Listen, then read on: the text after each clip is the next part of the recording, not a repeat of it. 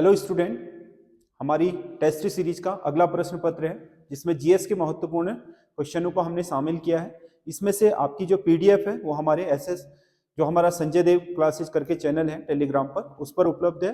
बाकी आप लोगों को जो पूरा पेपर अगर लेना है, जो हिंदी, उत्तराखंड और जीएस सारी चीज़ों के मिश्रण से बनाया गया है 100 नंबर का, जो हमने स्पेशली बनाया है जो आपका इंटरमीडिएट आबकारी और परिवहन आरक्षी है उसके लिए, तो वो आपका हमारे ऐप पर है एसएस स्टडी। उसके अलावा हमारे ऐप पर लाइव क्लासेस चल रही हैं डेली 10 बजे से 1 बजे तक, जो आपके उत्तराखंड पुलिस दरोगा की स्पेशल क्लासेज हैं, जिसमें सारे जो सब्जेक्ट हैं उसमें उसको कवर किया जा रहा है। वो भी आप ले सकते हैं। उसकी रिकॉर्डेड क्लास की व्यवस्था भी उसमें अतिरिक्त है और उसमें आपका उसी में आपके टेस्ट सीरीज भी इंक्लूड है, तो वो भी आप ले सकते हैं। बाकी मैं इसको एक्सप्लेन कर दे रहा हूँ, आपको कैसा लगा कमेंट करके जरूर बताइएगा। किस पंचवर्षीय योजना के दौरान राष्ट्रीय आय की वृद्धि दर न्यूनतम रही? जो दी गई पंचवर्षीय योजना है इसमें सबसे कम रही तीसरी पंचवर्षीय योजना में। तीसरी पंचवर्षीय योजना भारत की बुरी तरह विफल हो गई, जिसके पीछे का कारण क्या था? 1962 का भारत चीन युद्ध, 1965 का भारत पाक युद्ध, और उसके बाद भयंकर अकाल और भयंकर स्थिति हो गई थी, जिसके कारण आपका तृतीय पंचवर्षीय योजना पूर्णतः विफल रही। इसमें विकास दर बहुत ही कम थी, जितना लक्ष्य रखा गया था उसका 1/3 ही आपका हासिल किया जा सका। अगला, आधुनिक भारत का कौटिल्य किसे कहा जाता है?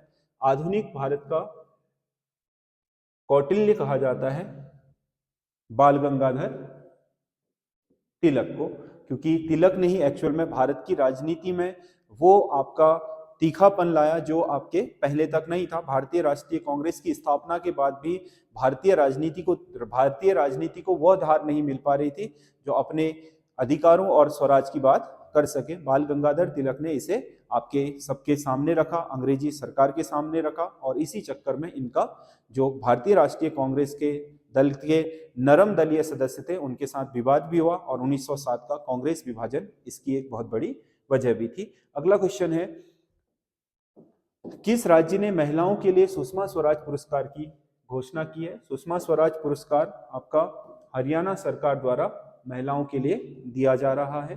महिला सशक्तिकरण की ओर एक महत्वपूर्ण कदम है।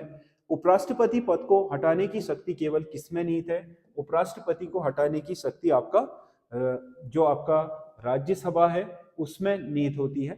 वैसे आपका राज्यसभा और लोकसभा दोनों को ही क्या करना पड़ता है? इसमें साधारण बहुमत से आपका इसे हटाया जाना सुनिश्चित होता है। अब इसमें लेकिन विकल्प ऐसे ही दे रखे हैं, तो आपका राज्यसभा और लोकसभा ही भाग लेती हैं, क्योंकि इसमें विधानसभाएं भाग नहीं लेती हैं जैसे राष्ट्रपति के चुनाव में लेती हैं, तो वही इन्हें पद से हटा भी सकते हैं, तो इसमें राज्यसभा होगा। अगला क्वेश्चन है, स्वतंत्रता के बाद भाषाई आधार पर गठित भारत का प्रथम राज्य कौन सा है? स्वतंत्रता के बाद भाषाई आधार पर गठित होने वाला पहला राज्य आपका आंध्र प्रदेश बना था। श्री रामल्लू की आपके आंदोलन के बाद, आमरण अनशन के बाद, जब आंध्र प्रदेश में आपका तेलुगु भाषा के आधार पर राज्य गठन की मांग आई, तो भाषाई आपका आधार पर पहला राज्य आपका यही बना। हालांकि आपका जो तमिल जो भाषा है वो इनके केंद्र में थी, और बाद में जब आपका मद्रास जो राज्य था उसमें हैदराबाद ये सब चीज शामिल कर लिए गए अंग्रेजों के जाने के बाद, तो इस क्षेत्र के लोग जो हैदराबाद या तेलंगाना क्षेत्र में, तेलंगाना शब्द का अर्थ ही आपका तेलुगु भाषी भूमि होता है, तो उस क्षेत्र के लोगों ने अपने लिए एक भाषाई आधार पर अलग राज्य की मांग करी, जिसे तेलुगु भाषा के आधार पर नया राज्य बना दिया आंध्र प्रदेश। क्योंकि तमिल सबसे प्राचीन भाषा है, तेलुगु, कन्नड़ और मलयालम उसी से निकली है। जो आपका तेलुगु भाषी राज्य है वो आंध्र प्रदेश और तेलंगाना है, और आपका कन्नड़ भाषी राज्य है वो कर्नाटक है, और मलयालम भाषी राज्य जो है वो आपका केरल है। बाकी तमिलनाडु तमिल राज्य, तो तमिल इनकी मूल भाषा है, जैसे उत्तर भारत में संस्कृत है। अगला क्वेश्चन है, बिंदुसार के शासन के दौरान अशांति कहाँ हुई थी? बिंदुसार आपका जो दूसरा मौर्य सम्राट था, जो आपका चंद्रगुप्त मौर्य का बेटा था, ये बिंबिसार नहीं है, बिंदुसार है। बिंदुसार के शासनकाल के दौरान अशांति तक्षशिला में हुई थी, और कहा जाता है कि उसने अपने बड़े बेटे अशोक का जो बड़ा भाई था सुसीम, उसे आपका इस आपके विद्रोह को दबाने के लिए तक्षशिला भेजा था। अगला, क्योंकि अशोक तो उज्जैनी का आपका गवर्नर था और सुसीम को उसने वहां पर भेजा। अशोक ने किस बौद्ध साधु से प्रभावित होकर बौद्ध धर्म को अपनाया था? कहा जाता है कि जो उपगुप्त है उसके प्रभाव में आकर के अशोक ने बौद्ध धर्म में दीक्षा ली थी और वो बौद्धिस्ट हो गया था। पहले उसका जो धर्म था वो आपका हिंदू धर्म था, क्योंकि चंद्रगुप्त मौर्य हिंदू धर्म से अंत में जैनिस्ट हो गया था। चंद्रगुप्त मौर्य आपके भद्रबाहु के आपके संपर्क में आने के बाद जैन धर्म में दीक्षित हो गए थे। बिंदुसार जो दूसरे शासक थे वो आजीवक संप्रदाय मक्खली गौसाल का है जो, उसमें आपका संबद्ध हो गए थे। और ये जो अशोक है वो आपके अपने जीवन काल के शुरुआत में ही, मतलब राज्य के शासन के शुरुआत में ही आपके बौद्ध धर्म में दीक्षित हो गए। तो 3 शासक जो मौर्य के पहले हैं उन्होंने अलग अलग धर्म को आश्रय दिया और स्वयं का धर्म भी उसी हिसाब से अपना लिया था। अगला क्वेश्चन है, बौद्ध धर्म का संरक्षक कुशाक शासक कौन था? बौद्ध धर्म का संरक्षण कुषाण शासक आपका कनिष्क था। कनिष्क को एक तरीके से द्वितीय अशोक भी कहा जाता है, क्योंकि न कि ये खुद अपना बौद्ध धर्म में दीक्षित हुआ, बल्कि इसने बौद्ध धर्म के प्रचार प्रसार के लिए अनेक कार्य भी किए, जिनमें से एक कार्य आपको पता होगा कि चौथी बौद्ध संगति का आयोजन कनिष्क के द्वारा ही कराया गया था। और इस कुंडल वन में और इस बौद्ध संगति में ही आपको पता है कि बौद्ध धर्म की जो रचनाएं हैं, जो अधिकतर रचनाएं हैं, यहीं पर रचित की गई मूल जो रचनाएं हैं। अगला क्वेश्चन है, हर्षवर्धन के समकालीन दक्षिण भारतीय शासक कौन था? हर्षवर्धन, इसमें से हर्षवर्धन का समकालीन कौन था?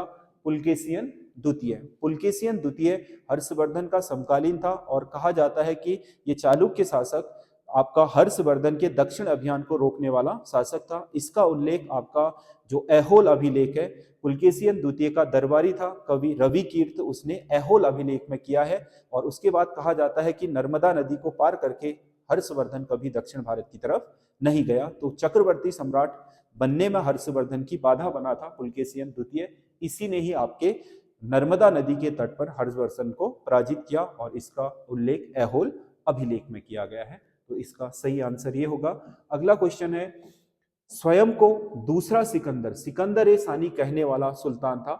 सिकंदर ए सानी कहने वाला सुल्तान था अलाउद्दीन खिलजी। इसने स्वयं को द्वितीय सिकंदर उपाधि धारण की थी, क्योंकि भारत का आपका जो उत्तर भारत में दिल्ली के सुल्तानों की सत्ता थी वो उत्तर या मालवा तक सीमित थी। मालवा से नीचे जाकर के देवगिरी, उससे नीचे आपका जो अभियान करा वो सबसे पहले अलाउद्दीन खिलजी ने ही करा। उसके बाद नीचे आपका जो दक्षिण का पूरा अभियान है, अलाउद्दीन खिलजी का जो खास आपका सेनापति था मलिक काफूर, उसने जीत करके इसके साम्राज्य में मिला दिया। तो कहा जाता है कि इसकी विश्व विजय की इच्छा भी थी, लेकिन जो दिल्ली का आपका जो नगर का प्रमुख होता था कोतवाल, उसने इसे सलाह दी कि अभी सही समय नहीं आया है और इसने उस वजह से आपका विश्व अभियान नहीं करा। तो इसने सिकंदर ए सानी की उपाधि धारण की थी। अगला क्वेश्चन है, किस वंश के सुल्तानों ने सबसे अधिक समय पर तक शासन किया? सुल्तानों में सुल्तान किन्हें कहा जाता है? दिल्ली सल्तनत के शासकों को सुल्तान कहा जाता है, ये ध्यान रखना। उसमें से सबसे ज्यादा लंबे समय तक दिल्ली सल्तनत में जो 5 शासक हुए थे, उसमें सबसे ज्यादा समय तक शासन किया था तुगलक वंश ने। अगला क्वेश्चन है, बाबर की मृत्यु कहां पर हुई थी? बाबर की मृत्यु कहां पर हुई थी? बाबर की मृत्यु हुई थी आगरा में, और उसे दफनाया भी आगरा में ही गया था। बाबर ने आगरा में एक आराम बाग निर्मित करवाया था और बाबर को आराम बाग में ही दफनाया गया। और कहा जाता है कि उसकी दिली इच्छा यहाँ रहने की नहीं थी, तो उसने तुजू के बाबरी में ये लिखा था कि उसे अपने देश वापस भेज दिया जाए जब उसकी मृत्यु हो जाए। तो कहा जाता है कि बाद में अकबर ने आराम बाग से उसकी कब्र उठा करके काबुल स्थानांतरित कर दी अकबर के समय, और जो आराम बाग था उसी जगह पर आपका आगरा का ताजमहल निर्मित हुआ है, उसी को आराम बाग कहा जाता है। सबसे पहले उसका निर्माण, उस बाग का निर्माण चार बाग पद्धति मुगलों के स्थापत्य की एक महत्वपूर्ण शैली रही है।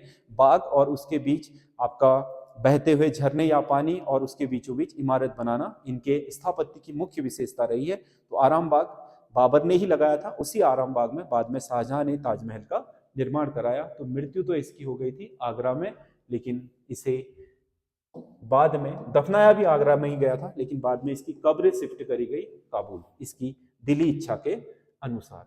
अगला क्वेश्चन है, तुलसीदास ने रामचरितमानस किसके शासनकाल में लिखी थी? तुलसीदास ने रामचरितमानस की रचना करी थी अकबर के काल में, क्योंकि तुलसीदास अकबर के समकालीन ही थे। अगला क्वेश्चन है, बाल गंगाधर तिलक ने किसे अपना राजनीतिक गुरु कहा था? बाल गंगाधर तिलक के राजनीतिक गुरु थे स्वामी विवेकानंद। स्वामी विवेकानंद को बाल गंगाधर तिलक ने अपना राजनीतिक गुरु माना था। भारत छोड़ो आंदोलन के दौरान समानांतर सरकार का गठन कहाँ किया गया था? इनमें से समानांतर सरकार का गठन हुआ था बलिया में, उत्तर प्रदेश के बलिया में आपके समानांतर सरकार बनाई थी चीतू पांडे ने, और बहुत लंबे समय तक ये आपके सरकार रही थी। समानांतर सरकार का मतलब अंग्रेजों के अधीन रहते हुए इन्होंने अपनी एक क्या बना ली, समानांतर सरकार बना ली। ठीक है, मतलब जो अपना शासन खुद चला रहे हैं। बहुत सारी समानांतर सरकारें बनी थी जो आपके उस समय अपना अपना शासन खुद करने लग गई थी। मौलिक अधिकार निलंबित किए जा सकते हैं, ए राज्यपाल द्वारा, बी राष्ट्रपति द्वारा। राष्ट्रपति ही निलंबित कर सकता है, क्योंकि निलंबन कब होता है मौलिक अधिकारों का, जब देश में आपातकाल लगा हो उस समय, तो आपातकाल की घोषणा राष्ट्रपति करता है, तो निलंबन का अधिकार भी उसी के पास है। अगला क्वेश्चन है, भारत के राष्ट्रपति के पास आपात अधिकार हैं। कितने आपात अधिकार हैं? 3 आपात अधिकार हैं राष्ट्रपति के पास। पहला आपका राष्ट्रीय आपातकाल, दूसरा आपका राज्यों में आपातकाल यानी कि राष्ट्रपति शासन, और तीसरा आपका वित्तीय आपातकाल। भारत के जो संविधान है 352, 356 और 360 में क्रम से तीनों का उल्लेख किया गया। भारत के संसदीय ढांचे में 2 अस्थायी सदनों का नाम बताइए। अस्थायी सदन कौन कौन से होते हैं? आपका राज्यसभा और विधान परिषद तो आपके स्थायी सदन है, तो लोकसभा और आपका जो विधानसभा है वो आपके अस्थायी सदन होते हैं, क्योंकि लोकसभा का भी विघटन होता है और विधानसभा का भी। तो इसका सही आंसर ये है। राज्यसभा आपका एक क्या है, स्थायी सदन है। विधान परिषद स्थायी सदन है। लोकसभा तो नहीं है लेकिन विधान परिषद है। राज्यसभा है लेकिन विधानसभा नहीं है, तो इसका सही आंसर डी होगा। अगला क्वेश्चन है, भारत के संसद में लोक लेखा समिति का अध्यक्ष होता है। लोक लेखा समिति भारत में बहुत महत्वपूर्ण आपका समिति होती है, जो हमारे देश के पूरे बजट, वित्तीय जो विवरण होते हैं, वित्तीय जो आपके लेखा जोखे होते हैं, उनका आपका संसद में जब संसद के पटल पर रखा जाता है राष्ट्रपति द्वारा सीएजी की रिपोर्ट को, तो उसकी समीक्षा करने वाला आपका समिति यही होती है, जो हमेशा आपके इसको इस तरीके से करती है कि कहीं पर सरकार ने कोई गड़बड़ी करी है तो उसको संसद में उठाया जाए। इसीलिए इसे एक तरीके से जो सार्वजनिक धन है उसका प्रहरी, जैसे सीएजी को कहा जाता है, सार्वजनिक धन का रखवाली करने वाला कुत्ता इसे कहा जाता है लोक लेखा समिति, पब्लिक अकाउंट कमेटी। इसका नेता हमेशा विपक्षी दल का नेता होगा।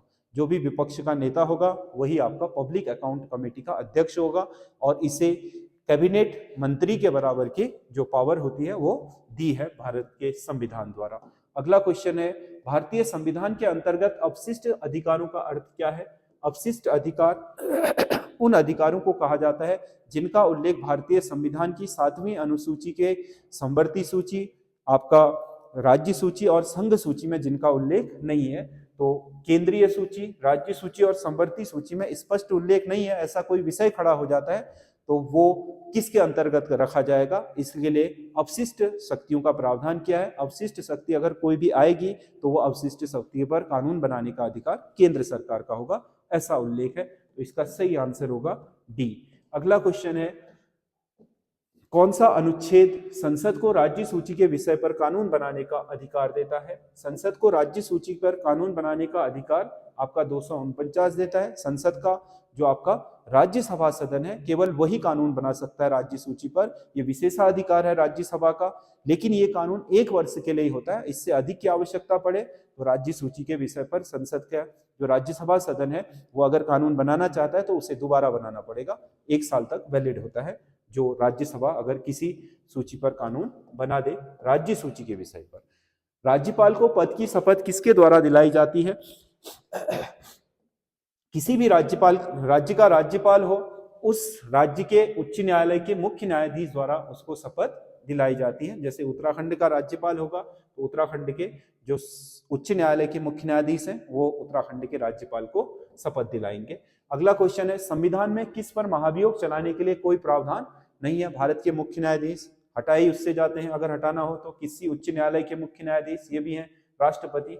राज्यपाल के लिए महाभियोग जैसी कोई प्रक्रिया नहीं है, ये राष्ट्रपति के प्रसाद पर्यंत ही पद धारण करते हैं और राष्ट्रपति इन्हें पद से कभी भी आपके हटा सकते हैं, तो इनके लिए महाभियोग जैसी कोई प्रक्रिया नहीं है। अगला क्वेश्चन है, निम्नलिखित में से कौन सा एक राज्य का घटक नहीं है? राज्य का घटक सप्तांग सिद्धांत में भूमि, सेना, सरकार, ये सब आपके राज्य के घटक होते हैं। जनसंख्या राज्य का घटक नहीं मानी जाती है।